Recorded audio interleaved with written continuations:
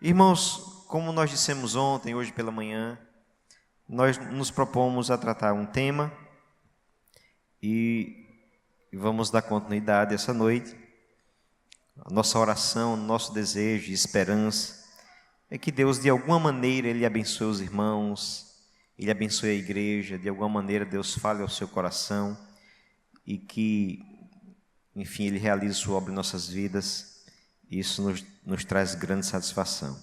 Então, eu convido vocês a abrirem suas Bíblias. Podem permanecer sentados e com reverência. Abram aí as suas Bíblias no Salmo de número 133. Nós queremos estar meditando um pouco nesse texto, na mensagem que ele comunica, na expectativa de que nós aprendamos alguma verdade, nós assimilemos alguma verdade para os nossos corações. Salmo 133.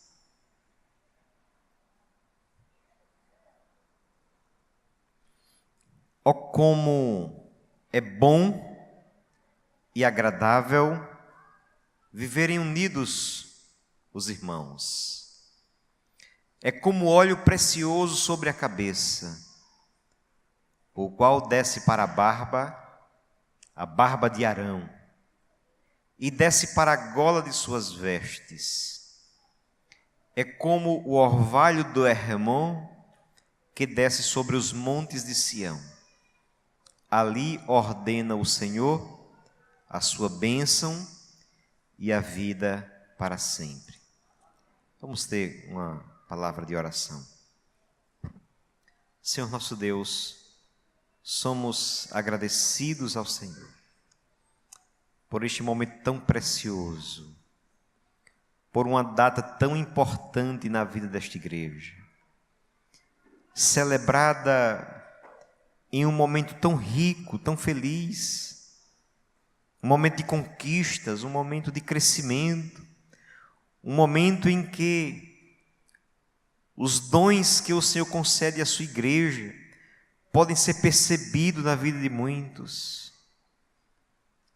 Ó Deus, um momento em que vidas estão se rendendo ao Evangelho de Jesus Cristo.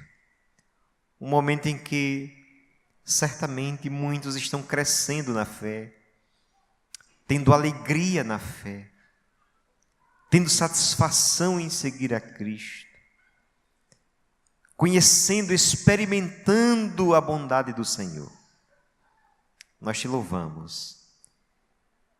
Queremos rogar ao Deus que o Senhor abençoe estes momentos, que o Senhor abençoe os nossos corações, que o Senhor perdoe-nos de pecados que tenhamos cometido, mesmo omissões. Ó Deus, que consoante a sua misericórdia, o Senhor edifique, converta, transforme, conforte, de acordo com a tua vontade e para a edificação da tua igreja. Que teu nome seja assim glorificado, é a nossa oração, em nome de Jesus Cristo. Amém. Queria fazer algumas observações introdutórias sobre este salmo.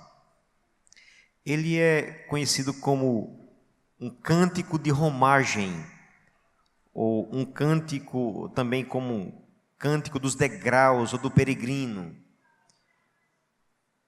Ele recebe esse nome juntamente com outros salmos, do 120 ao 134, porque enquanto os judeus se dirigiam de diversas partes para Jerusalém em uma das grandes festas que eles realizavam anualmente, eles cantavam estes hinos. Talvez a expressão degraus seja exatamente porque eles subiam a Jerusalém. E enquanto eles iam a Jerusalém, eles entoavam diversos cânticos, e são reconhecidos como esses salmos que vão do 120 ao 134. E entre eles nós temos esse aqui. É um salmo que foi atribuído ao rei Davi, e muito provavelmente foi ele mesmo. Não precisamos ou não devemos negar isso. O rei Davi, ele experimentou em sua própria família uma desestrutura terrível. E por pecados que ele mesmo cometeu, mas também por pecados dos seus filhos. De modo que, mesmo que não saibamos exatamente a ocasião em que ele foi escrito, se Davi escreveu antes dessas experiências dolorosas ou posteriormente, o fato é que Davi ansiava por unidade, por harmonia, e ele vai experimentar desunião, desavença, assassinato, intrigas dentro da sua própria casa e também na sua nação. Davi conhecia o valor da unidade, a importância da comunhão. Esse salmo, ele foi escrito muito provavelmente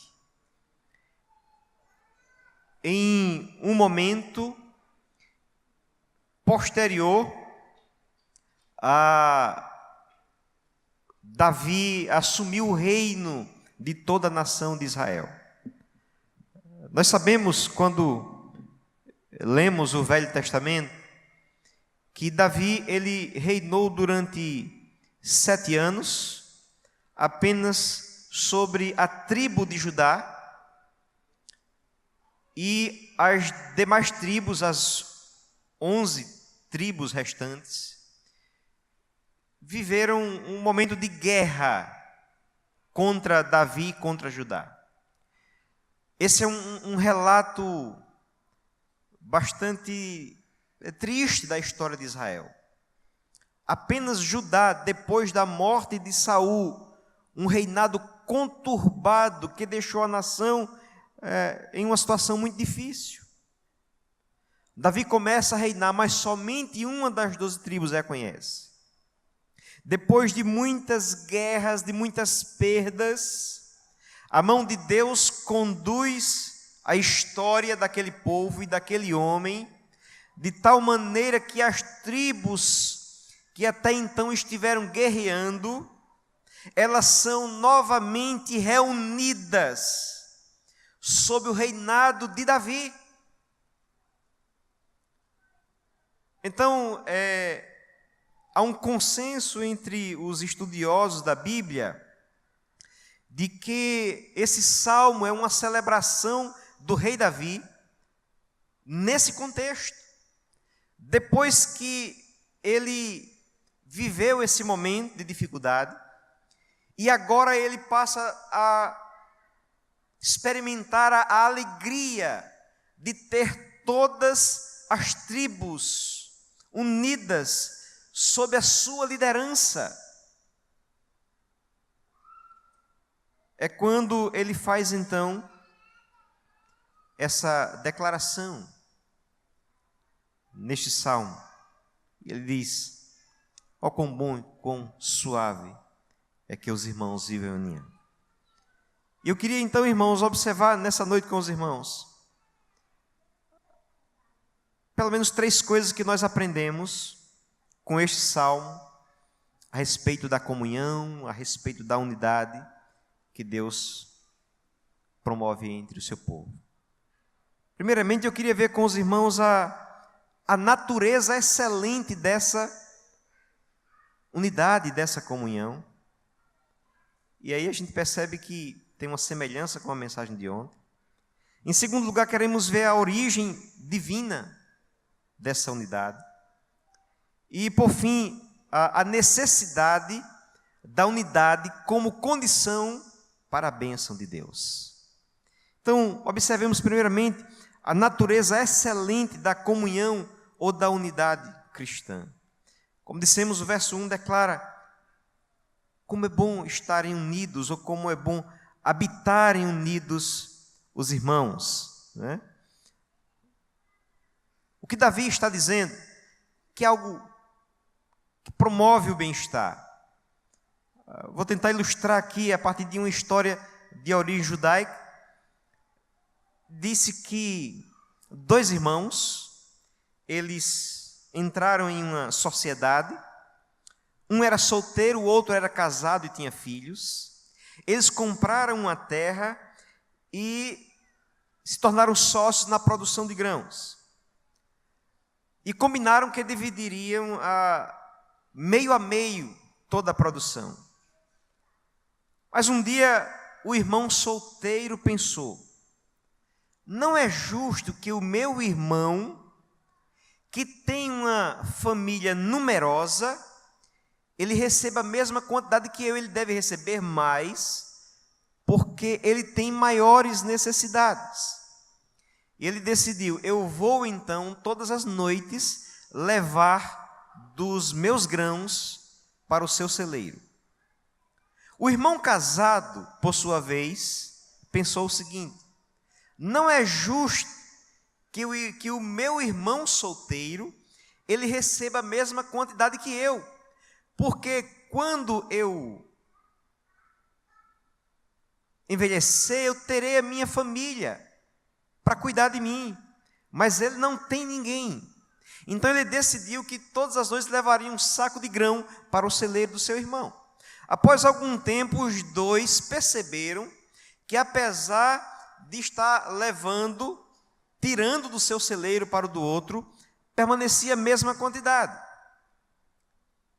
Mas uma noite o problema foi resolvido. Enquanto cada um levava dos seus celeiros para o celeiro do outro, os dois se encontraram. E aí, por um momento, eles perceberam o que estava acontecendo. E aí, deixaram que os sacos com grãos caíssem no chão. Se abraçaram e choraram, porque reconheceram que viviam uma condição de comunhão e de unidade, e que isso é bom e agradável. Então, é bom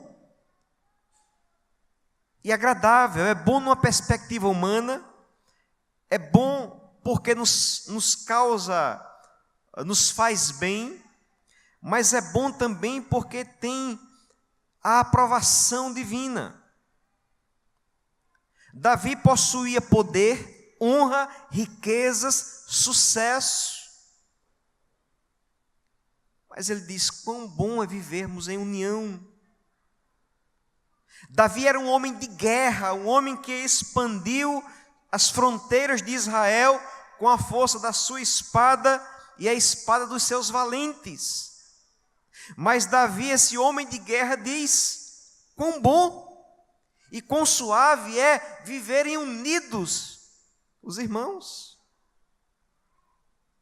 Ele diz ainda que a comunhão entre irmãos é ao mesmo tempo bom e também agradável.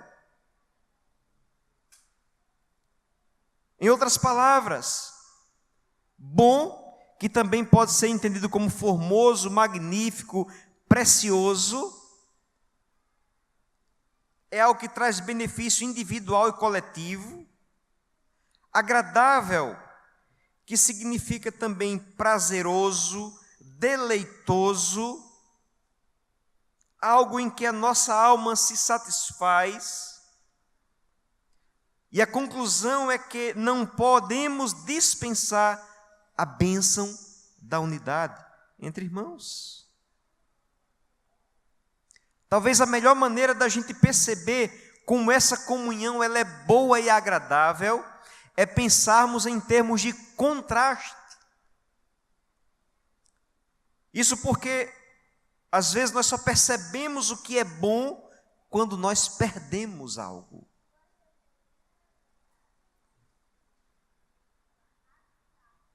Alguns meses atrás, eu cortava o cabelo com um senhor lá em Natal, um senhor muito alegre, muito simpático.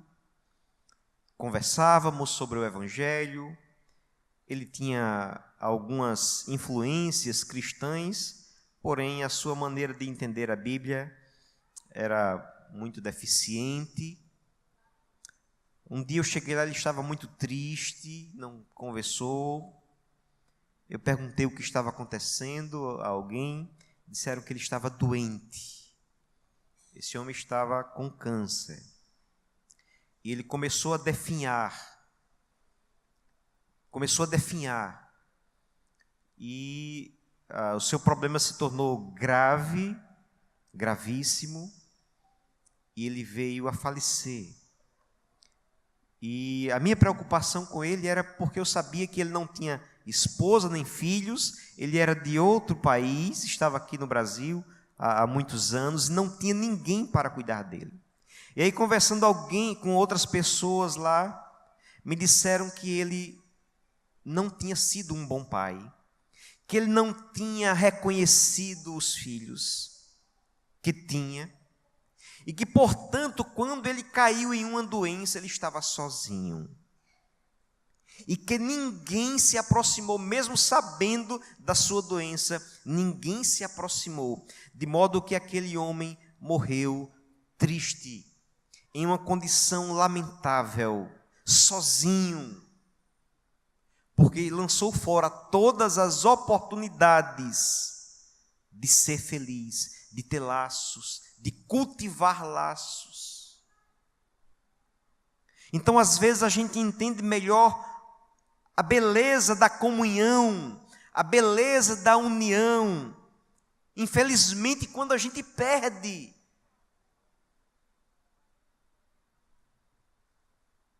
às vezes nós não reconhecemos as coisas que temos, a riqueza de termos irmãos, amigos. E é preciso talvez contrastarmos com a infelicidade dos que não têm amigos, dos que não têm irmãos, dos que não conhecem a comunhão, para então entendermos quão infeliz é esta condição. Mas Davi, ele entendia a riqueza de bons relacionamentos, e por isso ele dizia: quão bom e quão suave é que os irmãos vivam em união. Então, irmãos, essa é a primeira questão que nós queremos observar. A unidade cristã, ela é uma bênção da parte de Deus, é uma dádiva da parte de Deus. Nós fomos feitos para relacionamentos saudáveis, relacionamentos que nos façam crescer, que levem os outros ao crescimento, relacionamentos que tragam significado à nossa vida, relacionamentos que nos tornem gente como Deus pretende. Lembre-se que Adão não estava completo, mesmo sem conhecer o pecado, mesmo estando rodeado, estando em um paraíso, mesmo tendo muitos animais, ele não estava completo enquanto não tinha alguém igual a ele para comungar. Segunda coisa que nos chama a atenção nesse texto é a origem divina da comunhão ou da unidade cristã. E o autor usa aí dois quadros interessantes para nós, duas comparações. Ele diz assim: ó, como é bom e agradável viverem unidos os irmãos. É como óleo precioso sobre a cabeça, o qual desce para a barba de Arão, e desce para a gola de suas vestes. É como o orvalho do Hermon, que desce sobre os montes de Sião. Então, eu queria chamar a sua atenção para esse texto. Primeiramente, ele nos apresenta aqui uma comparação, e diz que essa comunhão, ela é como óleo precioso sobre a cabeça, o qual desce para a barba do sacerdote Arão. E eu penso que nós temos algumas pessoas aqui que talvez não estejam acostumados com esses fatos bíblicos, então eu quero explicar.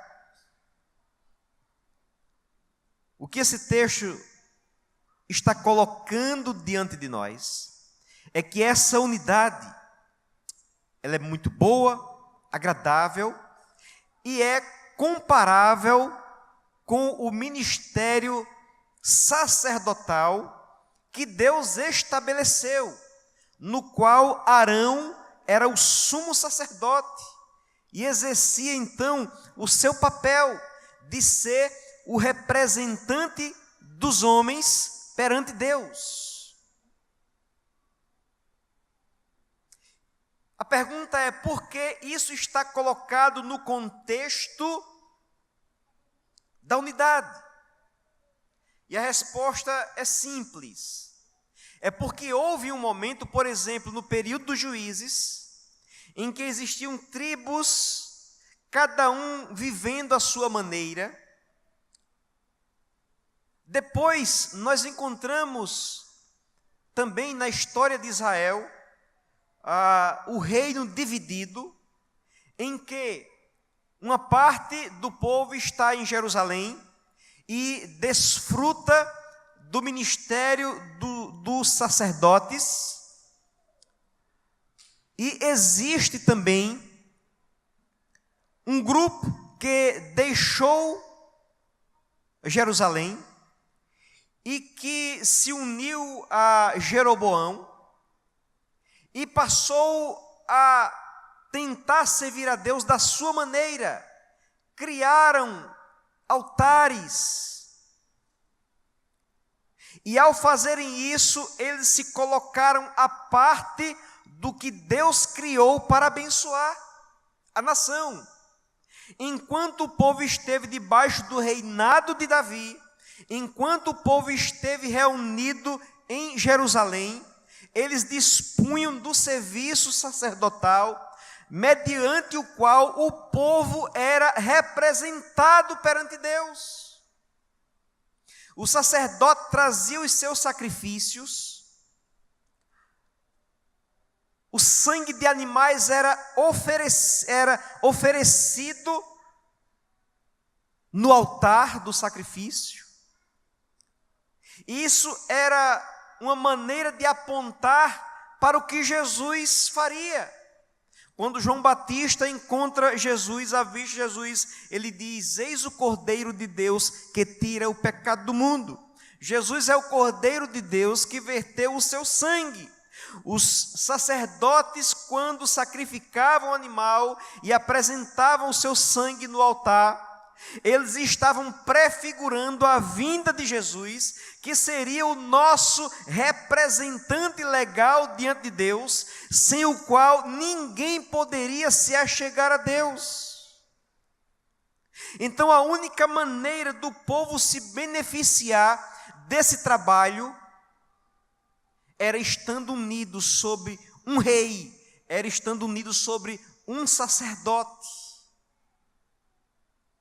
Isso acontecia enquanto o povo estava unido, enquanto Davi e Salomão também mantiveram a nação unida, existia ali o templo e os sacerdotes trabalhavam em prol do povo, e Deus se relacionava com o povo através desses sacerdotes, e as orações do povo eram respondidas por causa do trabalho desses sacerdotes, e os pecados do povo eram cobertos por causa do trabalho desses sacerdotes. Romper com esse ofício, romper com esse trabalho, era deixar o povo distante de Deus, sem os benefícios que o próprio Deus providenciou. Então essa é a primeira comparação. A segunda comparação é como o orvalho do Hermon que desce sobre os montes de Sião. E aí a gente precisa entender um pouco da geografia de Israel. Davi está dizendo que essa unidade ela é comparável ao orvalho do Hermon que desce sobre os montes de Sião. E a gente observa o seguinte: o monte Hermon era um monte que ficava ao norte, era um monte alto, o orvalho era pesado, era denso, e Sião era o outro extremo, na parte sul. Depois de Sião, tudo que existia era deserto. No Monte Hermon, nós temos um símbolo de vida. O orvalho pesado caía e havia vida. Havia plantações, verde, vida. Mas em Sião o que se encontrava era morte, deserto. Porém, a geografia da Terra Santa nos diz que na base do Monte Hermon existia uma fonte que se unia, ou que alimentava o Rio Jordão, uma das fontes que alimentava o Rio Jordão. E esse rio se estendia, cortava Israel de norte ao sul.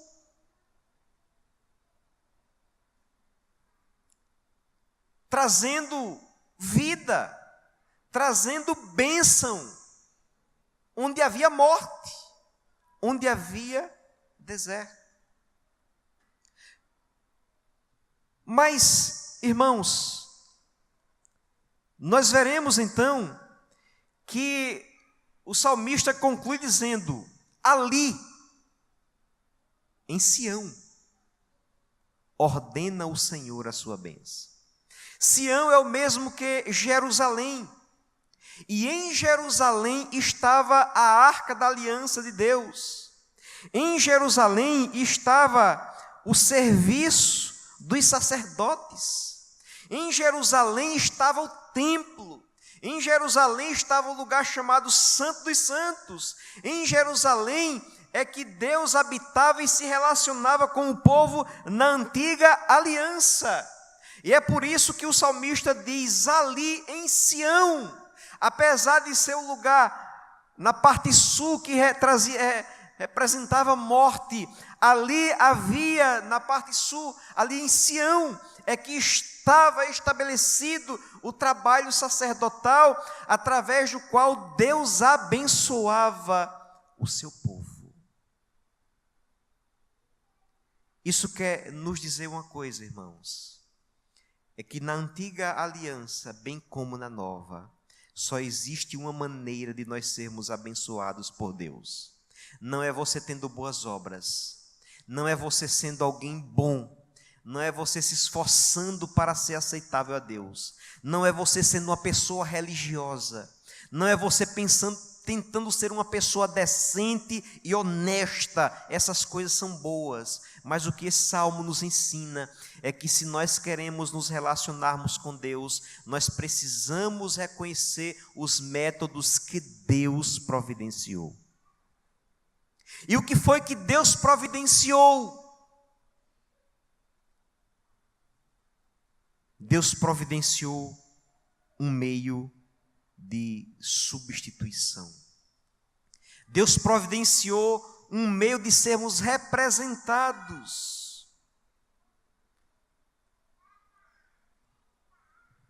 Deus providenciou para que nós tivéssemos acesso a Deus exclusivamente por causa daquilo que Ele fez.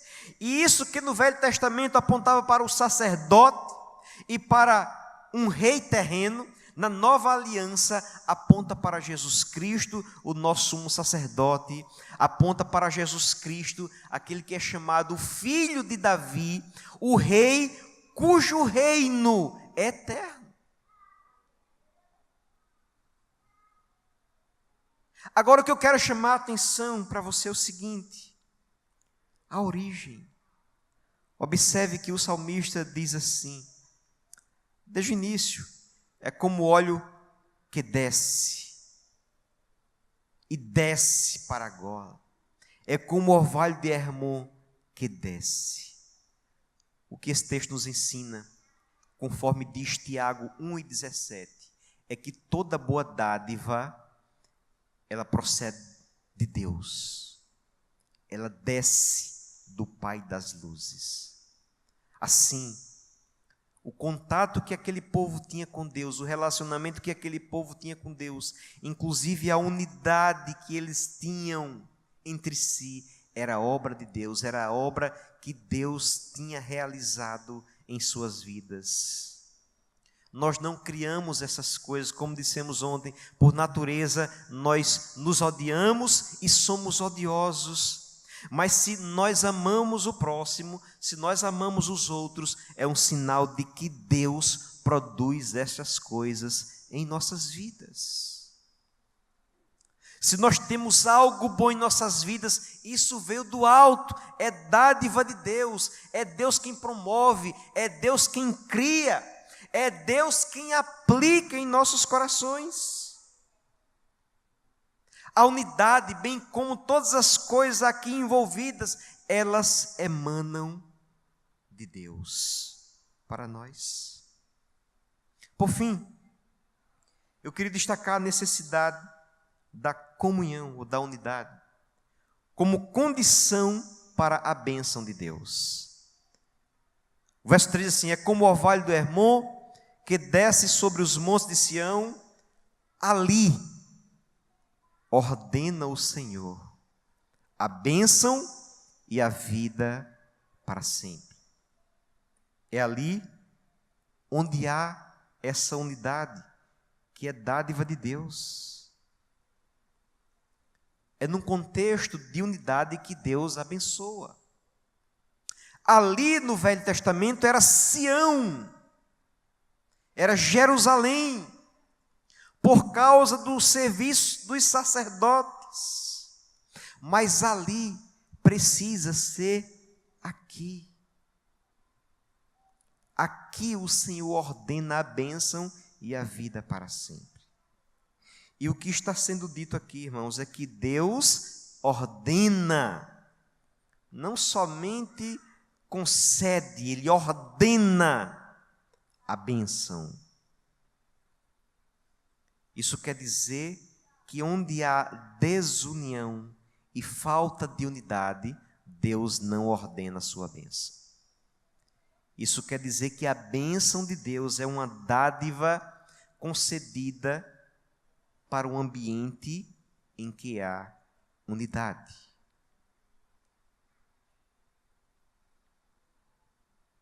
E que tipo de bênção nós estamos pensando aqui? Ali ordena o Senhor a bênção e a vida para sempre. A bênção de Deus consiste em vida eterna. A bênção de Deus, ela não é passageira. O mundo oferece alguns prazeres temporários. O mundo encontra meios de nos entreter momentaneamente. As pessoas são entretidas pelo lazer. As pessoas são entretidas com seus filmes, seriados. As pessoas são entretidas com as drogas, com a bebida, com o sexo ilícito. As pessoas são entretidas com a busca do dinheiro e do sucesso, mas essas coisas podem se perder a qualquer momento, e de fato se perderão em um momento. Porque a Bíblia nos diz que nós viemos para esse mundo nus, e nós não podemos levar nada desse mundo, e tudo que nós podemos ter é a bênção de Deus, porque a bênção de Deus consiste em vida, e vida para sempre. Não é a vida caracterizada por algumas alegrias, mesmo das melhores, por exemplo, a bênção de uma família feliz, uma grande bênção. Mas a bênção de Deus transcende mesmo a isso. É vida para sempre, é vida eterna. E o que é vida eterna? Jesus diz lá em João 17, e a vida eterna é esta, que te conheçam a ti, o único Deus, e a Jesus Cristo a quem enviaste. Você quer a bênção, você quer a vida para sempre, isso é provisão de Deus, é algo que só Deus pode conceder, e Ele faz isso em um ambiente de unidade. Mas eu quero encerrar a minha palavra nessa noite com algumas aplicações. Primeiramente, eu creio que nem todos que aqui estão confessaram a Jesus como seu Senhor, entregaram suas vidas a Jesus Cristo como seu Senhor. E esse salmo, apesar de falar da unidade e da comunhão, ele também nos fala de modo muito rico da providência de Deus para podermos desfrutar, conhecer a bênção de Deus em nossas vidas. E como dissemos, isso se cumpre tudo em Jesus Cristo. Portanto, quando Jesus começa a pregar, lá em Marcos 1 e o versículo 15, nós encontramos ali escrito o seguinte: o tempo está cumprido, o reino de Deus está próximo, arrependei-vos e crede no Evangelho. O reinado de Davi foi um reinado abençoador para aquela nação, mas ele era apenas um tipo do reino que Deus tinha planejado. É por isso que quando Jesus esteve aqui, algumas pessoas conhecedoras das profecias bíblicas se dirigiram a Jesus dizendo: Jesus, filho de Davi, o descendente de Davi, o verdadeiro descendente, o prometido, aquele cujo reino é eterno. E quando Jesus aparece nesse cenário, ele diz: o tempo está cumprido. João Batista anunciou um reino que estava por vir, mas Jesus anuncia um reino que já chegou, o tempo está cumprido. O que fazer? Arrependei-vos e crede no Evangelho. Você quer a bênção da vida para sempre? Você deseja esta bênção? Essa bênção está em Jesus Cristo. O mundo não pode te dar isso. A política não vai te dar isso. Não importa a cor da sua camiseta.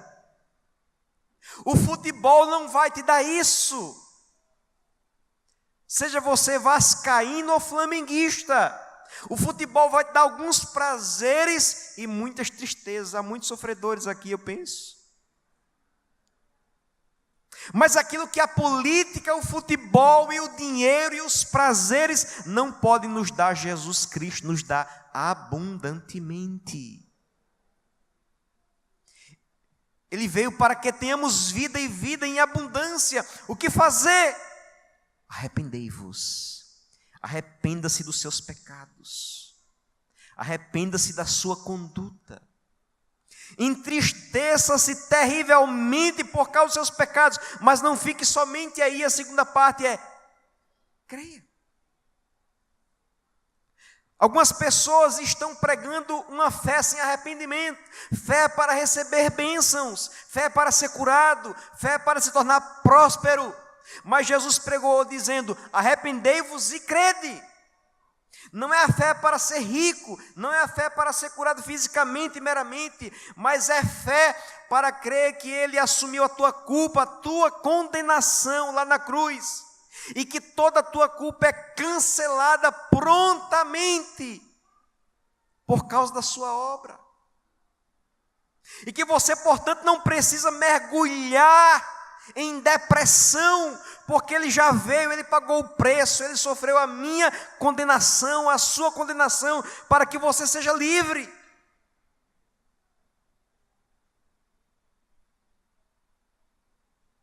Portanto, essa é a primeira coisa que deve ser dita. Isso deve ser dito para filhos de crentes. Isso deve ser dito para pessoas que, professando-se cristãs, não vivem a fé cristã, não vivem em santificação.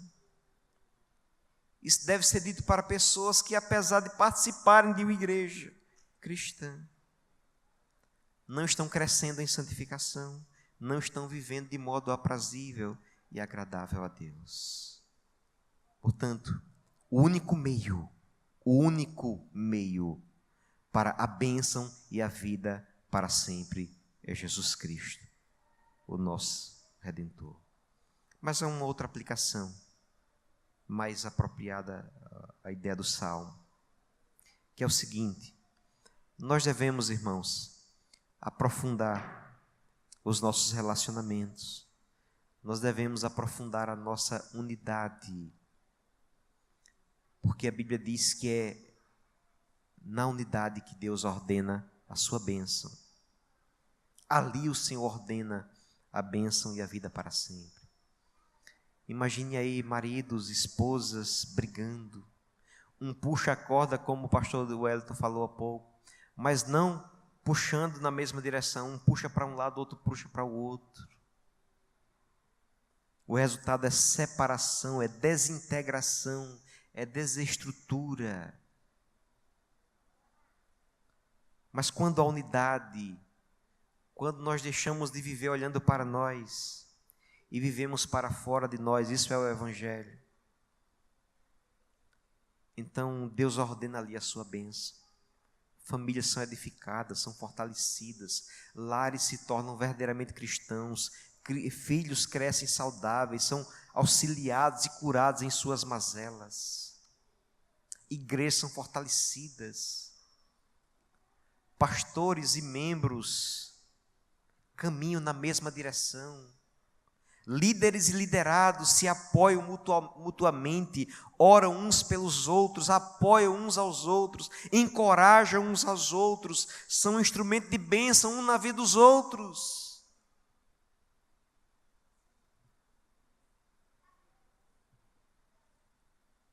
E aí Deus ordena a bênção e a vida para sempre. Então encerro dizendo duas coisas. Não pode haver a bênção de Deus onde não houver o trabalho do nosso sumo sacerdote, Jesus Cristo. Não pode haver a bênção de Deus sem a mediação de Jesus Cristo. Você não pode chegar-se a Deus sem Jesus Cristo. Nele há toda bênção, plenitude de bênção. Segunda coisa, não pode haver bênção onde não há unidade. A família em que não há unidade, ela se deteriora. O resultado é morte, é tristeza, é angústia, é infelicidade. Os filhos crescem doentes, adoecem, destroem, constroem lares doentes, onde não há unidade, igreja nenhuma prospera, igreja nenhuma prevalece. Onde não há perdão, onde não há amor, onde não há arrependimento, onde não há esforço para vivermos esses valores, as coisas andam. Mas pela graça de Deus, irmãos, nós podemos viver em unidade. Nós podemos viver em verdadeiro amor, em verdadeira comunhão e buscar essa bênção de Deus como fonte de outras muito maiores. Que Deus assim aplique a sua palavra em nossos corações. Vamos orar.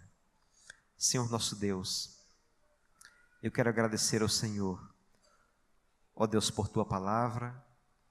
Eu quero pedir que o Teu Espírito aplique a Tua palavra no coração da Tua igreja, que o Senhor nos edifique e nos fortaleça, e que pelos méritos de Jesus, mas também vivenciando a bênção da unidade que vem de Deus e que deve ser mantida por cada um dos Teus filhos, que seja uma realidade em nosso meio, para que experimentemos a Tua bênção, plenitude de bênção, vida para sempre, vida eterna.